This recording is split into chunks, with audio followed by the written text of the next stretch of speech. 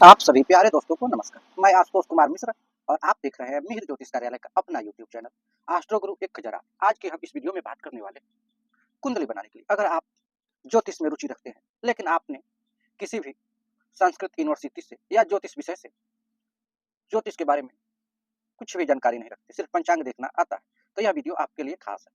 अगर आप सिर्फ पंचांग देखना सीख चुके हैं तो मेरी गारंटी है कि अगर आप इस वीडियो को पूरा देखते हैं तो आप कुंडली बनाना सीख लेंगे। और यदि इस वीडियो को देखने के बाद भी कुंडली बनाना नहीं सीख पाते हैं तो मैं ऐसा कह सकता हूं कि आप कहीं भी कुंडली बनाना नहीं सीख पाएंगे, क्योंकि हमने इसको सबसे सरलतम रूप में समझाने का प्रयास किया है। चलिए हम वीडियो को शुरू करते हैं। ये व्यक्ति जो इनका कुंडली है, ये 2 अक्टूबर 1992 को इनका जन्म हुआ था। समय है दिन में 8:40। जन्म स्थान मधुबनी बिहार का है। अक्षांश 26-21 है और देशांतर 86-7 है। अब हम इसके आगे अपने वीडियो को शुरू करते हैं। तो सबसे पहले हमको निकालना होता है देशांतर, एक तो घटी पल में और दूसरा घंटा मिनट में। तो घटी पल में देशांतर कैसे निकालते हैं और घंटा मिनट में देशांतर कैसे निकालते हैं हम देखते हैं। यह जन्म स्थान का देशांतर हो गया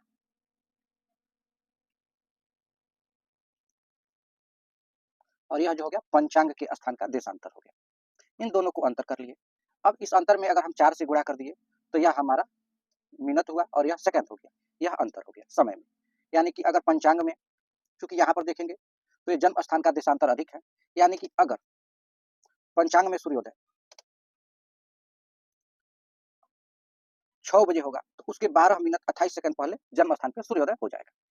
अब यहाँ पे हो गया यह घटी पल में अंतर। तो इस समय में यानी कि घंटा मिनट सेकंड में 2.5 से गुना कर देते हैं तो घटी पल में चेंज हो जाता है। तो यहाँ पे 31 घटी और 31 पल और 10 विपल जो हुआ समय में अंतर हुआ घटी पल में। और यहाँ पे 12 मिनट 28 सेकंड जो हो गया, यह मिनट सेकंड जो है अंतर हो गया। अब बनारस में जो सूर्योदय, चूंकि हमारा पंचांग जो है वह बनारस का है, तो बनारस में जो सूर्योदय है वह 6:07 पे हो रहा है। तो यहाँ पर जो देशांतर था घंटा मिनट वाला, उसको हमने क्या किया, माइनस कर दिया। अब चूंकि यह सेकंड में है तो हम इसको छोड़ देते हैं। अगर यहाँ पे बाई द वे 30 से अधिक होता, 31 होता तो इसको 13 कर लेते, 28 है तो उतना ही रहने देते हैं। यानी कि 5:55 पे 5:55 पे सूर्योदय हुआ मधुबनी में। अब सूर्यास्त हमें निकालने के लिए क्या करना होता है, तो 12 में से सूर्योदय को घटा देते हैं तो सूर्यास्त आ जाता है। हमें दिनमान की भी जरूरत लगती है, तो दिनमान कैसे निकालते हैं, तो सूर्यास्त के समय में अगर 5 से गुणा करते तो हमारा दिनमान निकल जाता है। तो ये हमारा हो गया दिनमान। अब चरांतर कैसे निकालते हैं, तो जन्म स्थान का दिनमान और काशी का दिनमान दोनों का अंतर करके 2 से भाग दे देते हैं। जो अंतर आता है वही क्या कहलाता है, चरांतर कहलाता है। इसमें कोई दिक्कत नहीं होनी चाहिए। उसके बाद एक होता है स्पष्ट देशांतर। तो देशांतर प्लस चरांतर। अब कहेंगे कि देशांतर क्या है, तो देशांतर यहाँ पे 31 पल और 10 विपल आया था, इसमें हमने 29 विपल को जोड़ दिया, 29 विपल को घटा दिया, क्योंकि जन्म स्थान का दिनमान क्या है, अधिक है, और काशी का दिनमान कम। तो यह हमारा क्या हो गया, स्पष्ट देशांतर हो गया। अब इसके आगे की हम लोग गणित को आरंभ करते हैं। अब हमारे पास जो हो गया पंचांग होता है, तो पंचांग में जो मान दिया रहता है वह पंचांग जिस स्थान पे बनता है वहां का मान होता है। तो अब हमें स्वदेशीय पंचांग को कैसे बनाते हैं यह देखते हैं। तो यहाँ पे पंचांग में जो मान दिया है उसमें और जो स्पष्ट देशांतर है उसको देखेंगे यहाँ पर। जैसे कि यह माइनस में था, यह माइनस में था और यह प्लस में था, यह माइनस में था और यह प्लस में था। तो चूंकि प्लस वाला अधिक है तो यह प्लस ही हुआ। अगर यह माइनस होता तो घटाते और प्लस है तो जोड़ेंगे। अब देखेंगे यहाँ पे जैसे 22-37 है, इसमें जोड़ दिए तो आया 23-7-41। ऐसे इन सबको हम सारे मानों को जोड़ लेते हैं। अब जन्म स्थान जो होता है वह स्टैंडर्ड समय मानक समय में दिया रहता है, उसको स्थानीय समय में हमें बदलना होता है। तो यह हो गया जन्म समय मानक स्टैंडर्ड टाइम। ये 11 मिनट जो है बेलांतर है, आपको पंचांग में मिल जाएगा, अथवा बेलांतर सारणी भी किसी किसी बुक में दिया रहता है। यह देशांतर हमने निकाला था, इन सबको जोड़ दिया तो 9:03 पे जन्म हुआ। यानी यह जो है यह सूर्य घड़ी के अनुसार जन्म समय या स्थानीय जन्म समय इसको हम कहेंगे। इसका अगला काम होता है हमारा इष्टकाल निकालने का। इष्टकाल निकालने का सूत्र जो है यही होता है कि इष्टकाल है क्या, तो सूर्योदय से लेकर जन्म समय के घटी पल को ही हम लोग इष्टकाल करते हैं। इसके हम स्पेशल एक अलग वीडियो बनाए, यहाँ पर सिर्फ हम अपने जन्म समय के अनुसार बात करेंगे। तो यह हुआ, यहाँ पर हमने देखा कि जन्म समय जो है वह 9:03 रात्रि का है। हमने यहाँ पर थोड़ा सा गलती कर दिया था, ये AM नहीं बल्कि PM। तो यहाँ पर हम इसमें थोड़ा सा चेंजिंग करते हैं। अब इसमें इष्टकाल निकालने का नियम यह है कि अगर दिन में 12 बजे का जन्म है तो सीधे सूर्योदय में से हम घटा देंगे। अगर 12 बजे के बाद का जन्म है तो 12 घंटे जोड़ देंगे, और रात्रि को 12 बजे के बाद का जन्म है तो फिर 24 घंटा जोड़ दें। चूंकि हमारा ये रात्रि को 12 बजे का जन्म है, 12 बजे के पहले का जन्म है, तो 9 3 28 में हम 12 घंटे को जोड़ दिए, तो ये हो गया 21 3 और 28। इसमें से हम सूर्योदय को क्या करेंगे, घटाएंगे, यानी 5 55 00। अब यहाँ पे हुआ 28, यहाँ पर हुआ 8, और यहाँ पर हो गया 15। यहाँ पे 3 है, 3 में से 55 जाएगा नहीं, हासिल 63, 63 में से 55 गया 8, या एक हासिल इसको दे दिया तो यहाँ पर 20, 20 में से 5 गया तो 5। अब इसको हम अढ़ाई गुना कर लेंगे तो हमारा इष्टकाल ये हो जाएगा। भयात निकालने का सूत्र क्या होता है, गत 60 माइनस गत नक्षत्र का मान। तो 60 ये हो गया, और गत नक्षत्र का मान हमारा आया था 23/7। चल, तो इसको हमने क्या किया, घटा दिया। तो ये घटाएंगे तो यहाँ पे 0 0 है तो जाएगा नहीं, तो यहाँ से हासिल लिया तो 60 ही हो गया। अब 60 में से 40 गया तो 20, यहाँ पे बचा 59, 59 में से 7 गया 52, यहाँ पे बचा 59, 59 में से 23 गया 36। अब इसमें हम क्या करेंगे, इष्टकाल को जोड़ दें। ये है हमारा इष्टकाल, यानी कि गत नक्षत्र का घटाया हुआ मान प्लस इष्टकाल, तो जोड़ने पे आ गया आपका 74 13 30। क्योंकि यह 60 से अधिक हो गया, और इष्टकाल 60 से अधिक नहीं होता, इष्टकाल का भयात 60 से अधिक नहीं हो सकता, तो हमने 60 में से इसको क्या किया, माइनस कर दिया। तो ये हमारा हो गया 14 13 30, यही हमारा हुआ भयात। अब हम भवभोग निकालना सीखते हैं। तो भवभोग निकालने का सूत्र ये होता है कि गत नक्षत्र का घटाया हुआ मान, यानी कि 36 52 30, और वर्तमान नक्षत्र का मान। तो वर्तमान नक्षत्र का मान है 26 0 40।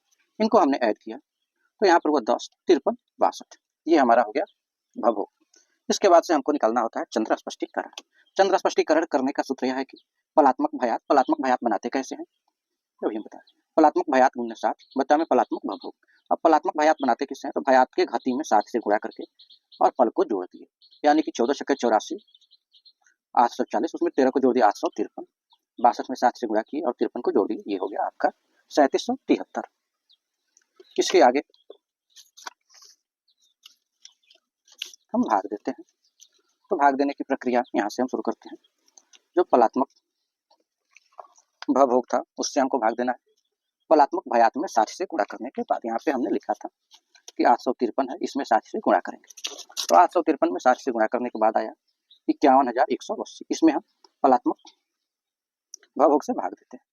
भाग दिए 13 बार में गया, शेष जितना बचता है, क्योंकि इस भाग को आप लोग कैलकुलेटर से ना करके दिमाग से ही करेंगे, क्योंकि इसमें कैलकुलेटर में शेष नहीं बचता है और इसमें हमें शेष की जरूरत होती है। शेष बचा 21 31 में हमने 60 से गुणा कर दिया, और फिर जितना आया उसमें हमने इसी अंक से, यानी कि 3773 पलात्मक भवभोग से ही हमने भाग किया। भाग देने के बाद से 33 बार में गया, इसमें भी शेष बच गया 33 से 51, फिर हमने इसमें 60 से गुणा किया, जितना आया एक बार और हमने भाग दे दिया, तो ये हमारा हो गया 53। अब चूंकि इस कम हो गया तो इसको हम लोग छोड़ देते हैं। अब यहाँ पर क्या होता है, चंद्र स्पष्टीकरण करने का सूत्र जो होता है कुछ इस प्रकार से हमने बताया था, पलात्मक भयात गुणा 60 भागा पलात्मक भवभोग। अब उसके आगे गत नक्षत्र संख्या गुणा 60 प्लस भागफल। भागफल कौन सा, तो ये 13 33 53 जो बचा है, गुणा 2 और भाग देना है फिर हमें 9 से। तो हमने गत नक्षत्र संख्या जो है वो 18 है, 18 में 60 से गुणा कर दिया, और ये यानी कि 13 13 33 और 53 इनको जोड़ दिया, तो गुणा करने के बाद आया 1080 में 13 33 53 को जोड़ दिया, जोड़ने के बाद आया 1093 33 53, इसमें हमने 2 से गुणा किया, यहाँ पे हमने बताया था। 2 से गुणा करने के बाद आया 2186 66 और 106। इसको हम स्टैंडर्ड फॉर्म में लिखेंगे, यानी कि हमको पता होगा कि ये जो है इन सबको 60 से भाग दे करके और चेंज करेंगे, तो यहाँ पे आएगा 46, यहाँ पे होगा 7 और ये हो गया 2187। यानी कि आप सभी को घंटा मिनट के सवाल पता ही होगा, जैसे कि 160 6 है, इसमें से हमने 60 को माइनस कर लिया, जो शेष बच गया वहाँ पे लिख लिए और एक को इधर ला के जोड़ दिया, फिर इसमें भी वही काम किया। अब जो बच गया उसमें हमने 9 से भाग देना है, तो ये आया था हमें जोड़ने पर 9 से भाग 45 बार में गया।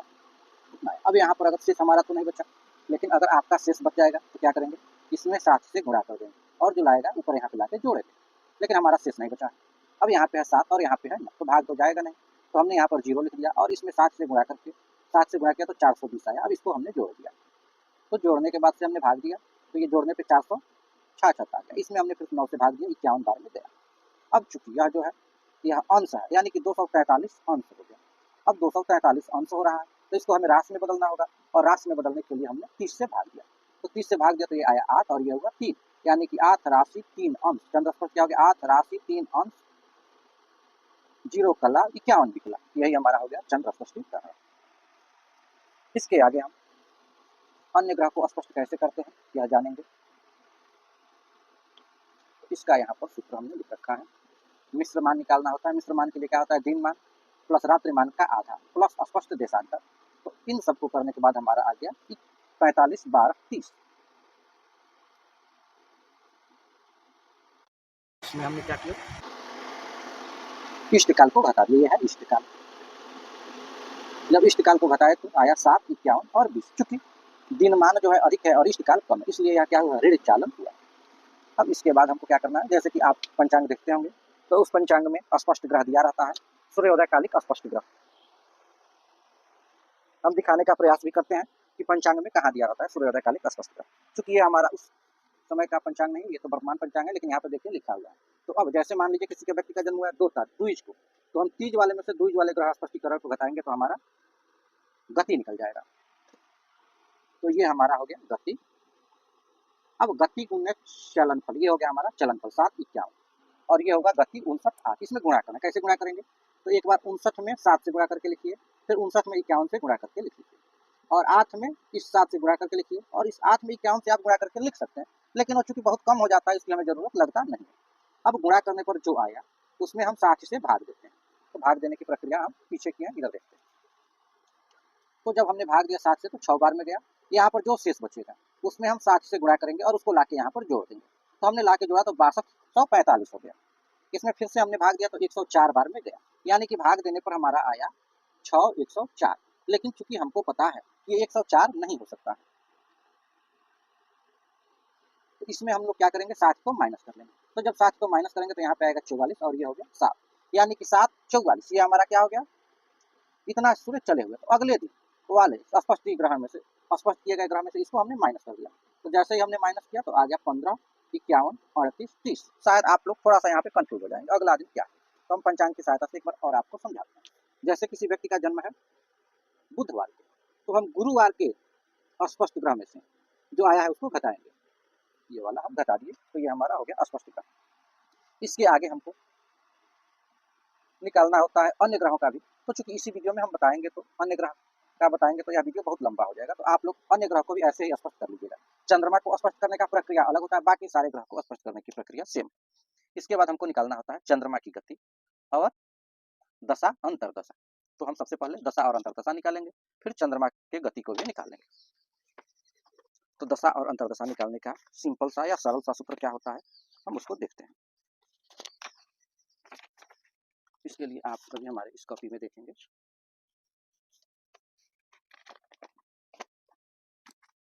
सबसे पहले हमको यह निकालना होता है कि बालक का जन्म जो है किस ग्रह की दशा में हुआ है। तो उसको हम कैसे निकालेंगे, तो जब आप पंचांग के पीछे आइएगा तो आपको मिल जाएगा कि हम लोग विंशोत्तरी दशा कैसे निकालते हैं। एक तो कृष्णमूर्ति पद्धति होता है, लेकिन हम वह उतना सटीक नहीं होता। तो यहाँ पर है ग्रहों की अंतरदशा काल। अब जैसे जिस नक्षत्र में जन्म है, जैसे हमारा जो है जन्म नक्षत्र कौन सा था देख लेते हैं। ये जो है वर्तमान नक्षत्र था,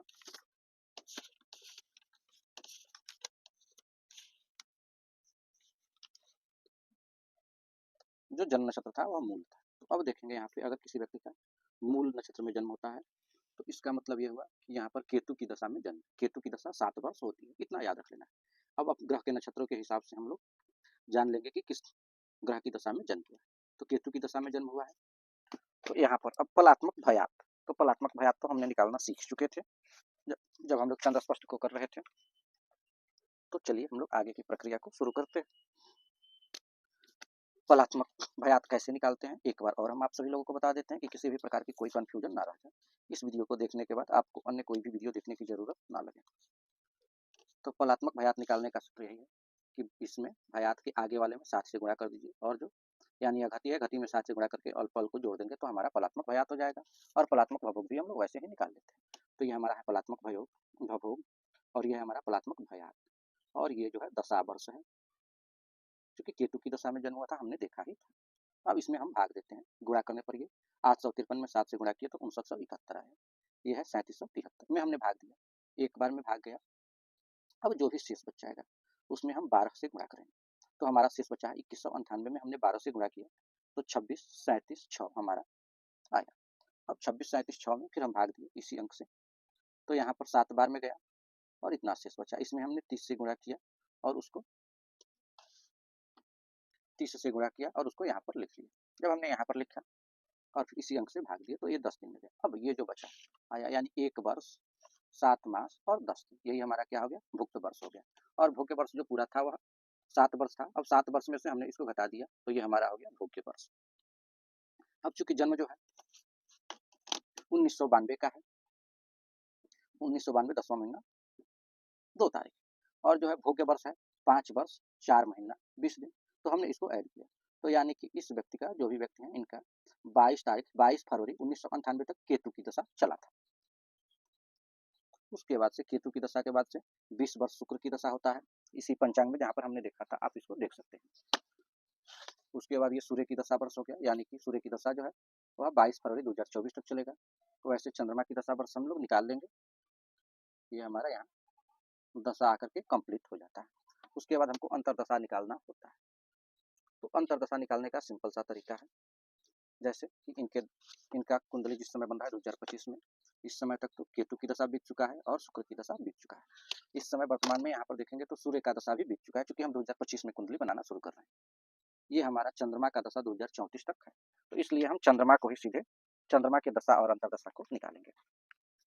तो यहाँ पे सूर्य की दशा जो है यानी कि 22 फरवरी 2024 को हम लोग यहाँ पर लिख लेंगे। 22 फरवरी 2024 पंचांग को खोलेंगे और पंचांग में चंद्रमा की दशा को निकालेंगे। यहाँ पर है, अब देखेंगे जैसे कि चंद्रमा की दशा में चंद्रमा का अंतरदशा 0 वर्ष 10 महीना 0 दिन चलता है, तो हमने इसको जोड़ दिया 0 10 महीना और 0 दिन, तो ये जोड़ने पर आया 24 12 22, यानी कि चंद्रमा के दशा में चंद्रमा का अंतरदशा चलेगा 22 दिसंबर 2024 तक। फिर उसके बाद से चंद्रमा के दशा में मंगल का अंतरदशा आएगा जो कि चलता है आपका 7 महीने। तो अब हमने इसमें 7 को जोड़ दिया, तो ये हमारा हो गया 22 और ये हो गया 22 7 12 7 19, लेकिन चूंकि 19 तो महीना होगा नहीं, तो 19 में से 12 गया तो 7 महीना, और ये 24 से खांसी लाया था तो 25 हो गया, यानी कि 22 जुलाई 2025 तक चला मंगल का दशा।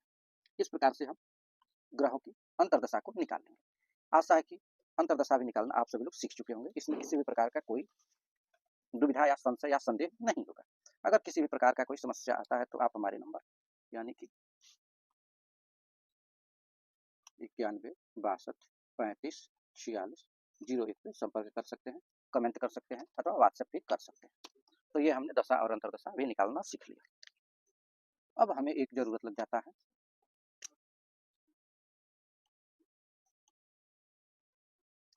चंद्रमा की गति का। चंद्रमा की गति को निकालने का नियम यह है कि 48,000 में फलात्मक भवोग जो है उससे भाग देना। भाग देने के बाद जो भी भागफल आए, यानी कि यहाँ पे देखेंगे 12 आया, शेष बचा उसमें 7 से गुणा करके फिर भाग दिया तो 43 आया, शेष जो बचा उसमें हमने 7 से गुणा करके फिर उसे भाग दिया तो 19 आया, यानी कि आया 12 43 और 19। इसमें हमने क्या किया, 7 से गुणा कर दिया, 12 छक्के 72 हो गया, 720 में 43 को हमने ऐड कर दिया, यानी कि 7 6 3 और ये 9, यही हो गया हमारा चंद्रमा का गति। इसमें किसी को कोई संदेह नहीं होगा। अब हम आगे देखते हैं कि इसको कुंडली में कॉपी में भरते कैसे हैं। तो यहाँ पे सबसे पहले जिसका जन्म कुंडली बना रहे हैं उसका नाम लिखना होता है, यहाँ पे पिता का नाम, यहाँ पर लिखना होता है जन्म तारीख, यहाँ पे दिन, यहाँ पे दिन का जन्म है कि रात्रि का, अगर दिन का जन्म है तो दिन रख देंगे, रात्रि का जन्म है तो रात्रि को रखेंगे, एक को कार्तिक। यहाँ पे जन्म समय स्टैंडर्ड यानी कि जो लोग घर के गार्जियन लोग बताते हैं या जो हॉस्पिटल से देखा जाता है वो समय हो गया। जन्म स्थान स्थानीय जन्म समय जो हमने अभी गणित के द्वारा निकाला था। उसके बाद से जन्म समय सूर्योदय स्टैंडर्ड टाइम। अब स्टैंडर्ड टाइम सूर्योदय निकालने का सबसे सरल सा तरीका यह होता है कि रेलवे टाइम का जो अंतर होता है वो हम माइनस में है तो प्लस कर देंगे, अगर प्लस में है तो माइनस कर देंगे, तो ये हमारा सूर्योदय निकल जाता है। अक्षांश और रेखांश। जन्म नाम, जैसे कि हम लोग भयात को भवोग के चतुर्थांश को यानी कि 4 भाग कर देते हैं और एक भाग को भयात में से घटाते हैं, जितनी बार घट जाएगा, अगर एक बार घट गया तो दूसरे चरण का नाम है, एक भी बार नहीं घटा तो पहले चरण में जन्म हुआ है, तो ये हमारा दूसरे चरण का जन्म था। राशि कौन सा है, तो चंद्रमा किस राशि में है वो हो जाएगा। अगर वैसा नहीं समझ में आता आपको तो पंचांग को उठाइए और यहाँ पर देख लीजिए, ये है हमारा पंचांग। जैसे कि हमारा मूल नक्षत्र का जन्म था, तो मूल नक्षत्र में जब आप लोग आएंगे, मूल ये हुआ तो ये आया है ये वान, ये है यहाँ पे राशि देखेंगे तो ये राशि लिखा है, यहाँ पे राशि जो है धनु राशि हो गया। तो ये हमारा हो गया पहले चरण का जन्म है और धनु राशि हो गया। किस पंचांग से बना रहे हैं उस पंचांग का नाम लिखेंगे। श्री शुभ संवत यानी कि संवत का नाम आपको लिखना होता है, तो पंचांग में ऊपर अथवा जन्म पृष्ठ पे आपको भी मिल जाएगा। जैसे यहाँ पर लिखा है श्री शुभ संवत 2082, वैसे हमारा ये जन्म संवत है 2049 शक आदेश, यहीं पे आपको शक संवत भी मिल जाएगा देखने के लिए 1947। वैसे मेरा जो है वो 1914 का है। अब नाम आप देखो कौन से नाम का ये संवत्सर है, ये आपको कहाँ पर मिलेगा, तो यहाँ पर देखिए लिखा है ना कालयुग नामक, तो यही यहाँ पे जो भी संवत्सर हर पंचांग में थोड़ा सा इधर यानी कि यहीं पे आपको मिल जाएगा संवत का नाम, लेकिन थोड़ा सा इधर उधर मिलता है। उसके बाद से यहाँ पे कौन सा आयनगत सूर्य है, तो इसके लिए देखेंगे यहाँ पे लिखा रहता है, हर पंचांग में ऊपर ही लिखा रहता है यहाँ पे, तो यही हमने लिख लिया। देखिए यहाँ पे लिखा है ना दक्षिण आयन उत्तर गोल, तो वैसे ये हमारा यामी आयन और सौम्य गोल ये हो गया। ऋतु भी यहीं पर मिल जाएगा, वर्षा ऋतु, वैसे आपको अपने जन्म कुंडली में जिस महीने का जन्म होगा देख सकते हैं। मासा नाम मास उत्तम में कौन सा मास है, तो यहीं पर मिलेगा, जैसे आश्विन मास मिल रहा है यहाँ पे। कौन सा पक्ष है उस पक्ष का नाम लिखना है, कौन सी तिथि है उस तिथि का मान क्या है। अब जैसे यहाँ पर क्या होता है, कभी कभी ऐसा होता है कि मान लीजिए कि वह तिथि रह रही है 10 बजे तक और व्यक्ति का जन्म 11 बजे तक, 11 बजे का, तो यहाँ पे घाती पल लिखने के बाद परंग यानी कि उसके बाद कौन सा तिथि हो जा रहा है उसको लिखेंगे, सप्तमी हो गया। अगर बाई दी आपका उसी तिथि में जन्म है तो यहाँ पे डैश देकर के छोड़ देंगे। वैसे यहाँ पे हो गया जन्म तिथो वासरे, कौन सा नक्षत्र था, उसके बाद से उसका मान कितना था यहाँ पर हमने लिख दिया। परंतु उसके बाद कौन सा नक्षत्र था, तो मूल नक्षत्र हो गया था। अगर बाई दी आपकी कुंडली में वही नक्षत्र रह रहा है तो यहाँ पे डैश देकर छोड़ दीजिएगा। यहाँ पे योग का नाम लिखना है, योग कितने देर रह रहा है उसको घातीपल में लिखना है। उसके बाद कौन सा जन्म योग हो जा रहा है, अगर वही जन्म योग है तो यहाँ पे डैश जैसे समझिए, आप लोग भी डैश देकर के छोड़ सकते हैं। करण का नाम लिखना है, कौन सा करण है, किस राशि में चंद्रमा है, कौन सा वर्ण है, ये आपको इसी पंचांग में ही देखने के लिए मिल जाएगा। कहाँ पर मिलेगा, तो जहाँ पे अभी हम लोग देख रहे थे, जैसे ये हुआ हमारा मूल नक्षत्र। अब मूल नक्षत्र में यहाँ पे हुआ, तो जैसे ये देखेंगे राशि जो हो गया धनु राशि, वर्ण हो गया क्षत्रिय, वस्य हो गया चतुष्पद, योनि हो गया स्वान, राशि हो गए गुरु, गण हो गया राक्षस और नाड़ी हो गया आठ, यही आपको भरना होता है। तो यहाँ पर देखेंगे हमने लिखा है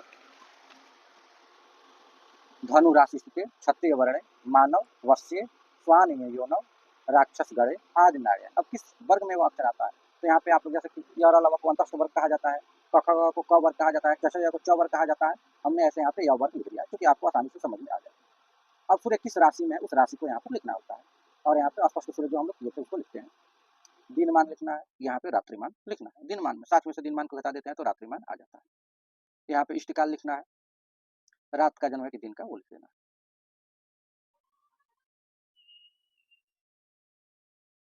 कहाँ का जन्म है वो लिखना है, और किस लग्न में जन्म है उसको लिख देना है, यानी कि वृक्ष लग्न का जन्म है। यहाँ पे श्रीमान यानी कि जिसका कुंडली है उसके बाबा का नाम, उनके लड़के का नाम, फिर उनकी पत्नी का नाम लिख देंगे, और पुत्र है तो पुत्र रत्न, और कन्या है तो कन्या भया भव, फिर नक्षत्र लिखेंगे। ये घात चक्र आपको पंचांग में ही मिल जाएगा और उसी में राशि के हिसाब से देख लेंगे। ये घात चक्र आपको किसी भी पुस्तक में मिल सकता है आसानी से, अगर नहीं मिलता है तो आप मुझसे संपर्क कीजिएगा, मैं पीडीएफ आपको भेज दूंगा। तो इसमें जैसे कि राशि के नीचे दिया गया रहता है, ऐसे हम देखते हैं तो उसको डिस्प्ले पर लगा भी देंगे घात चक्र को। किस मत के अनुसार, तो बिनसूत्री मत का अनुसार है, केतु की दशा में जन्म हुआ था, हमने बताया ही था। केतु का दशा कितने वर्ष चलता है, तो 7 वर्ष, जिसका भुक्त वर्ष यानी कितना दिन बीत गया है, तो 1 वर्ष 7 महीना 10 दिन, और भोग्य वर्ष जो है वह 5 वर्ष 4 महीना 20 दिन। अब वृक्ष लग्न में जन्म, लग्न स्पष्ट करने का भी तरीका होता है, तो उसको भी हम बता दे रहे हैं अभी आप लोगों को। यहाँ पे हुआ 2 3 4 5 6 7 8 9 10 11 12। अब जैसे देखेंगे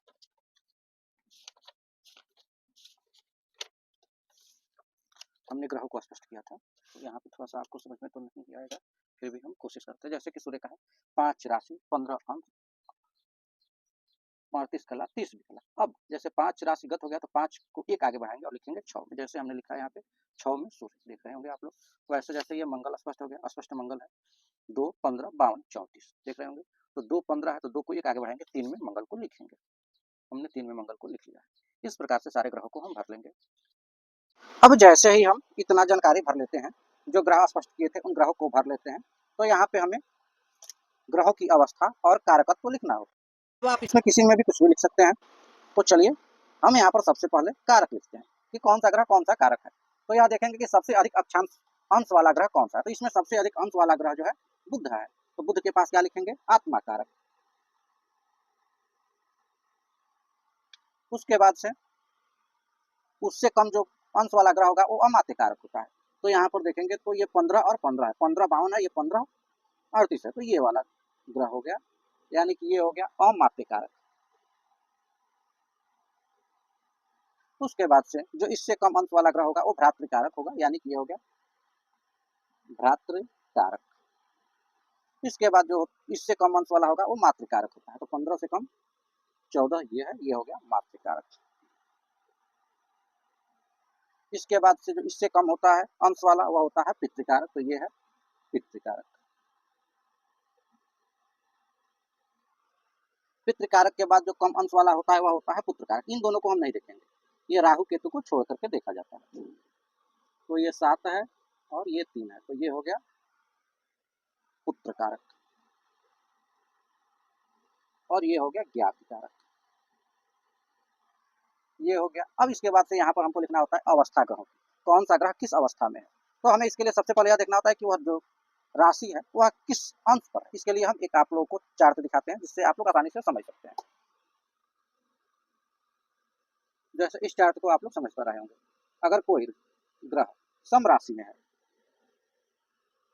तो अगर वह 1 से 6 अंश तक है तो मृत अवस्था में, 7 अंश से 12 अंश तक वृद्ध अवस्था में रहता है, 13 अंश से 18 अंश तक युवा अवस्था में रहता है और 19 अंश से 24 अंश तक कुमार अवस्था में रहता है और 25 अंश से 30 अंश तक बाल अवस्था में रहता है। वैसे ही अगर वह विषम राशि में है तो 1 से 6 अंश तक बाल, 7 से 12 कुमार, 13 से 18 युवा, 19 से 24 वृद्ध और 25 से 30 होता है मृत होता है। तो इस प्रकार से आप उस चार्ट से ग्रहों की अवस्था को भर लीजिए। ग्रहों की अवस्था के बाद चंद्रमा जिस राशि में होते हैं वहां पर इसको केंद्र बनाइए और फिर बाकी सारे ग्रहों को भर लीजिए जैसे आप जन्मांक कुंडली में भरते हैं। जैसे यहाँ पर बुध चंद्रमा जो है 9 1 8 1 9 राशि में होते हैं, यहाँ पे 9 में चंद्रमा, उसके बाद से सूर्य 5 में है तो 5 1 6 में हो गए सूर्य, 15 यहाँ पे हमने गलती से लिख दिया। मंगल है 1 2 तो 2 1 3 में मंगल हो गए यहाँ पर। गुरु है 5 में तो 5 1 6 में गुरु को लिखेंगे। शुक्र है 6 1 7 में लिखेंगे शुक्र को। शनि को 9 1 10 में लिखेंगे। राहु को 8 1 9 में लिखेंगे और केतु को 2 1 3 में लिखेंगे। ये हो गया हमारा राशियांक चक्र। नवमांश चक्र अंशों के आधार पर भरा जाता है, जिसका वीडियो हमने एक अलग से बना रखा है, उसमें आप लोग देख लीजिएगा। यहाँ पर ये जो है जैसे केतु की दशा हो गया तो केतु की दशा क्या हम संकलित दशा, तो अब केतु के बाद जो शुक्र का दशा आता है, शुक्र के बाद सूर्य का, सूर्य के बाद चंद्रमा का, ये आप लोग देखेंगे कहाँ से, तो ये आप लोग पंचांग से ही देख सकते हैं और पंचांग से ही देख के पढ़ लीजिएगा। ये रहा पंचांग में, अभी हम आप लोगों को दिखाए भी थे, एक बार और दिखाते हैं। जैसे ये हो गया केतु, तो अब केतु से शुरू करेंगे। यहाँ से केतु के बाद शुक्र, तो शुक्र का 20 वर्ष है, तो देखिए यहाँ पर हम लिखते हैं केतु का तो जो बचा था वह लिख लिए। यहाँ पे शुक्र का 20 वर्ष, फिर सूर्य का 6 वर्ष, यहाँ पे अब शुक्र खत्म हो गया, फिर सूर्य से शुरू हो गया। यहाँ पर देखिए सूर्य से शुरू हो गया, सूर्य का 6 वर्ष, चंद्रमा का 10 वर्ष, मंगल का 7 वर्ष, राहु का 18 वर्ष, गुरु का 16 वर्ष, शनि का 19 वर्ष, बुध का 17 वर्ष। यही हमने यहाँ पर लिखा है 20 6 10 7 18 16 19 17। बाकी सब यहाँ पे महीना तो होता नहीं तो 0 0 लिख दिए। और जो ये आया यानी कि किस ग्रह का दशा कितने समय तक चल रहा है उसको हम यहाँ पर लिख लेंगे। इसकी अगला जानकारी अब अगले वीडियो में, क्योंकि इस वीडियो में हम बताते हैं तो बहुत लंबा वीडियो हो जाएगा। अभी इसमें हमें फलादेश भी करना, यानी कि अगले वीडियो में अंतर्दशा भरना और फलादेश सीखेंगे। तब तक के लिए इस वीडियो में इतना है, फिर मिलते हैं एक नए वीडियो के साथ। तब तक के लिए नमस्कार।